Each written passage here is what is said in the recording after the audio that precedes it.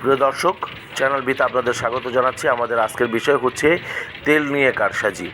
আপনারা দেখতে পাচ্ছেন প্রচুর গাড়ি দাঁড়িয়ে আছে শুধু তাদের তেল নেওয়ার জন্য। এটি রাজধানীর ঢাকা শহরের জাহাঙ্গীর গেট থেকে মাননীয় প্রধানমন্ত্রীর কার্যালয়ে পার হয়ে ট্রাস্ট পেট্রোল পাম্পের দৃশ্য।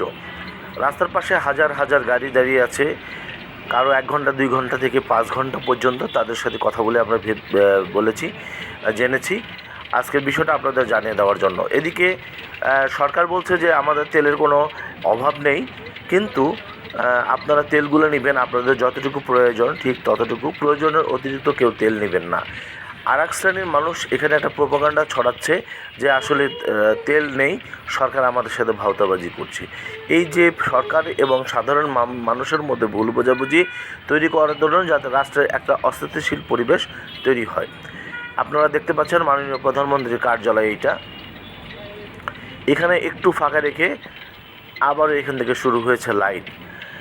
তাই আমরা বলছি আপনাদের যে সরজমিন পর্যবেক্ষণ করে আপনারা প্যানিকড হবেন না, নিজেরা যাবেন, দাঁড়িয়ে থাকবেন, তেল সময় হবে তেল নেবেন, চলে আসবেন।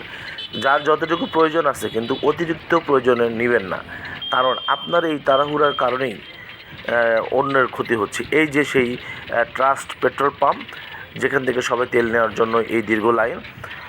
ভিডিওটি দেখে সবার যদি উপকৃত হয়, লাইক এবং সাবস্ক্রাইব করবেন। ধন্যবাদ সবাইকে।